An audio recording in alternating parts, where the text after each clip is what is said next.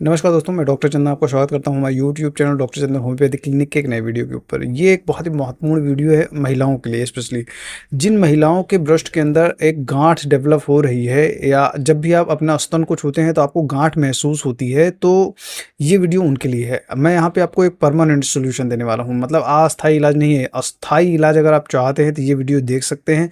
इस वीडियो के अंदर पूरा डिटेल में जानकारी दिया गया है कि आप कैसे ब्रेस्ट ट्यूमर या गांठ को बड़ी आसानी से रिकवर कर सकते हैं, वो भी सिर्फ दवाओं की मदद से। ऑपरेशन कराने का नौबत नहीं आएगा, अन्य कोई चीज़ कराने की नौबत नहीं आएगी। लगभग 99% महिलाएं हैं जिनको एक्चुअल में जानकारी ही नहीं होती है कि अगर उनके ब्रेस्ट के अंदर ट्यूमर या गांठ डेवलप हो रहा है तो उसके लिए प्रॉपर ट्रीटमेंट क्या है, यानी कि उनका प्रॉपर सोल्यूशन क्या है, उनको बिल्कुल भी जानकारी नहीं होती, जिसकी वजह से वो बहुत ज़्यादा परेशान हो जाती हैं। ठीक है, तो ये वीडियो उनके लिए जागरूकता का काम करेगा। इस वीडियो को अगर पूर्ण रूप से आप देखते हैं तो आपको पूरी डिटेल में हर चीज़ें समझ में आ जाएंगी। ठीक है, बहुत सारे लोगों को दिमाग में ये डाउट रहता है कि जो ब्रेस्ट के अंदर हमारी ट्यूमर या गांठ डेवलप हो रही है वो हमको कैंसर तो नहीं हो गया है। ये ज़्यादातर महिलाओं की समस्या है कि उनको पता ही नहीं होता कि एक्चुअल में ट्यूमर, सभी ट्यूमर्स गांठ मतलब कैंसर का रूप नहीं ले सकती हैं। ठीक है, तो आपको ये चीज़ें एकदम क्लियर होना चाहिए। उसके लिए प्रॉपर जाँच होना बेहद ज़रूरी हो जाता है। ठीक है, उसके लिए क्या करना है वो मैं पूरी डिटेल में आपको हर चीज़ों का यहाँ पे निराकरण देने वाला हूँ। ठीक है, स्पेशली देखिए, अगर आपके ब्रेस्ट के अंदर गांठ डेवलप हो रही तो 2-3-4 कारण ही मुख्य रूप से हैं जिनको आपको जानना बेहद जरूरी हो जाता है। उसके बाद मैं आपको बताऊंगा कौन सी टेस्ट करानी चाहिए। ठीक है, सबसे पहले समझ लेते हैं कि कारण क्या क्या है। तो सबसे बड़ा मुख्य कारण जो मुझको जनरली देखने को मिलता है वो है फाइब्रो एडिनोमा। ये एक प्रकार का बेनाइन ट्यूमर है जो कि कैंसरस बिल्कुल भी नहीं होता है। ये आपके शरीर के किसी दूसरे अंग में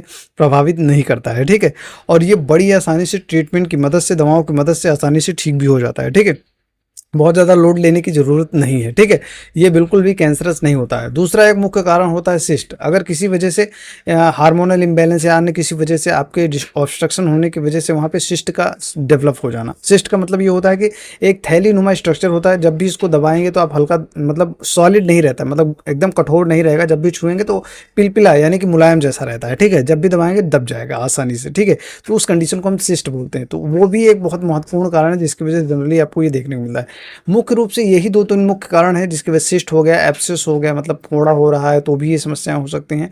बाकी जनरली अगर रिस्क फैक्टर की बात करें तो रिस्क फैक्टर ये रहता है कि अगर आपके फैमिली हिस्ट्री में ये चीज़ें आ रही हैं तो भी ये सकता है, या आपका लाइफ स्टाइल या दिनचर्या बहुत ज़्यादा खराब है तो उसकी वजह से भी हो सकता है। आपका दिनचर्या में मतलब फिजिकल एक्टिविटी नहीं है, बहुत ज़्यादा ऊट पटांग चीज़ें खा रहे हैं, यानी कि फास्ट फूड खा रहे हैं, ये सब चीज़ें खा रहे हैं, उसकी वजह से भी ये समस्याएं उत्पन्न हो सकती हैं। हार्मोनल इम्बैलेंस हो रहा है, उसकी वजह से भी ये समस्याएं उत्पन्न हो सकती हैं।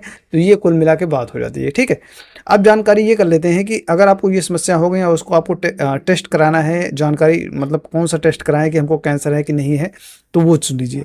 तो जनरली आप ब्रेस्ट का अल्ट्रासाउंड करा सकते हैं, नहीं तो मेमोग्राफी करा सकते हैं, ये आसानी से पता चल जाता है। बाकी अगर बायोप्सी कराना चाहें तो बायोप्सी भी करा सकते हैं, लेकिन मेरा पर्सनल सलाह रहता है कि आप इन सब चीज़ों के चक्कर में मत पड़िए।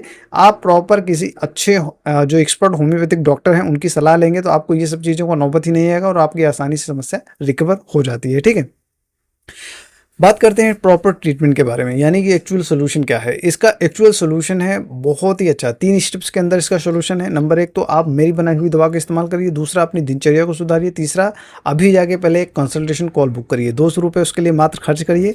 आप हमसे पहले डायरेक्ट बात करिए, अपनी सिचुएशन पूरी बताइए, उसके अकॉर्डिंग यानी कि आपकी सिचुएशन के अकॉर्डिंग पूरा केस आपका लेने के बाद फिर क्या एक्चुअल में कंडीशन बन रही है, फिर आपको मैं एडवाइस कर दूंगा एक्चुअल में आपको क्या चीज़ की ज़रूरत है और कितना ज़रूरत है। ठीक है, तो बहुत ज़्यादा हेडेक या टेंशन लेने की ज़रूरत नहीं है। इसका ट्रीटमेंट बड़ी आसानी से हो जाता है और बहुत ही कम समय के अंदर हो जाता है। ठीक है, तो सबसे पहले आपको एक अपॉइंटमेंट कॉल बुक करना है, देन उसके बाद सारी समस्या का समाधान आपके हो जाएगा।